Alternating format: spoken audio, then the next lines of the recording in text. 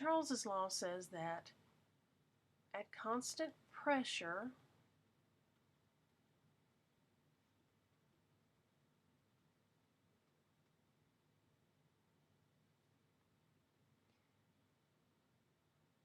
the volume of a gas increases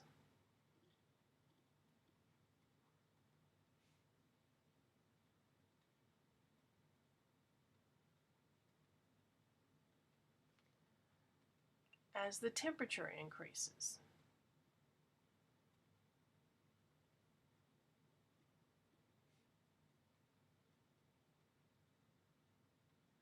Okay, and this makes sense if you think about boiling a pot of water and the steam starts coming off the water, and what does it do? It doesn't just sit in the pot there, it starts spreading out and taking up more space because when you increase the temperature, you are increasing the molecular motion of all those little gas molecules, and so they're wanting to move out and take up more room. So intuitively that makes a lot of sense. So when Charles plotted these gases, let's call this one gas A, gas B, gas C. Okay, and he had different amounts, like different molar amounts of each gas, because if you didn't, they would all be on the same line. So he plotted them, and he got, these should be straight lines, I couldn't draw them very straight, but he would get straight lines, and as the volume increases, the temperature increases. You can see that fairly easily here, going up. And so at some point down here at the temperature volume level, these things cease to be gases and become liquids. So that's where the little dotted line sort of comes in. So they become liquids. But if you extrapolate the lines past the point where they're gases and become liquids, they all come to a single point together. And that point is called absolute zero.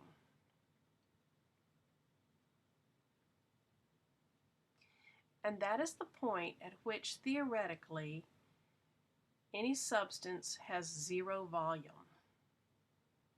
Okay, we know that zero volume is not really possible, so absolute zero is not actually possible. But theoretically, that's the lowest temperature possible.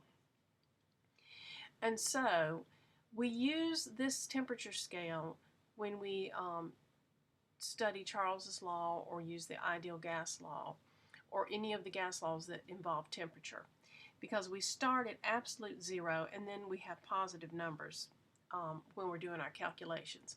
So absolute zero is based on the Kelvin scale. The Kelvin temperature scale is what we use for the gas laws because they start at absolute zero. And when you use a value for Kelvin, you don't use the degree mark, and you don't even say degrees. You just say this is 100 Kelvin or this is 298 Kelvin, because it's an absolute scale. So when Charles did his experiments, he discovered something really similar to what Boyle discovered. Remember, Boyle discovered that if you multiply B times P, you get a constant.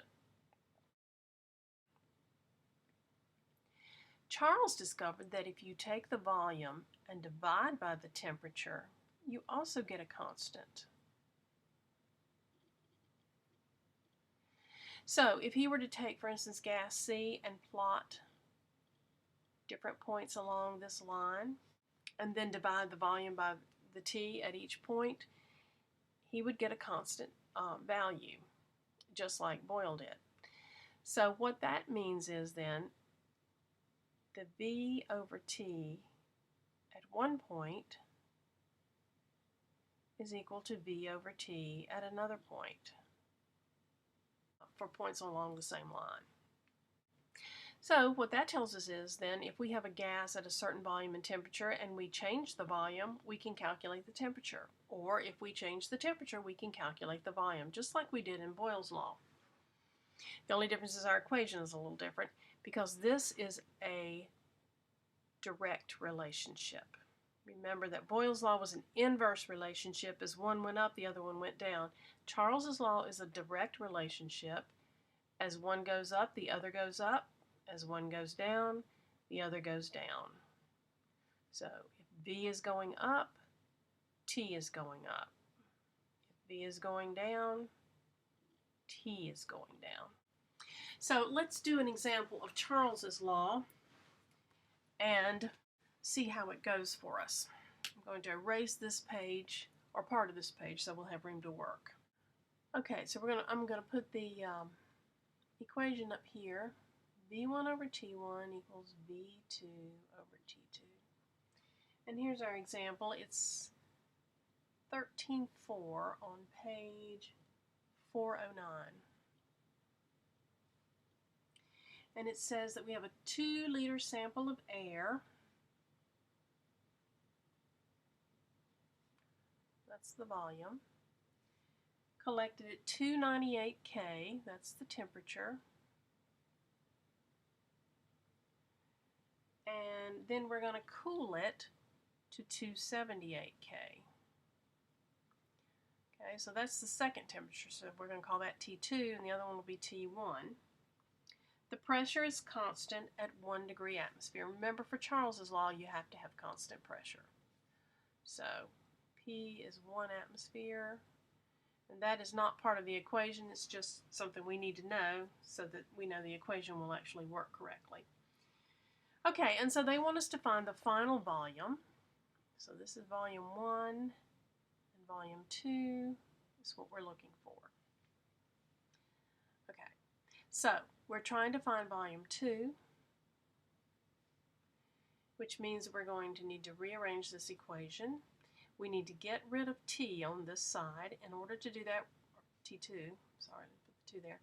In order to do that, we need to multiply both sides by T2.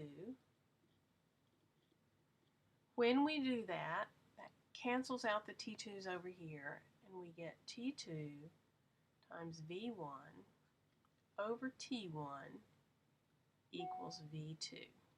All right, so here's the equation we're going to use to plug our numbers in. So T2 is 278 K. Make sure you put your units on everything.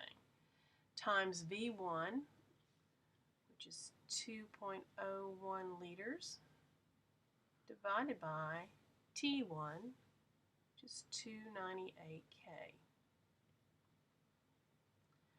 Put all those numbers in your calculator and you will get 1.9 liters. Now think about that. We had 2 liters of a gas at 298. We dropped the temperature. When you drop the temperature, Charles' law tells us that the volume will also go down. And so if we compare 1.9 to 2 liters, we see that the volume did go down, and that's what we would expect if we drop the temperature.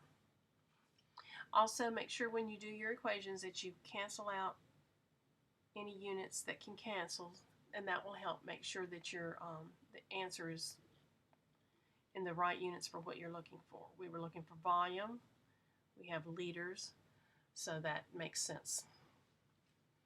Okay, so that's an example of Charles's law.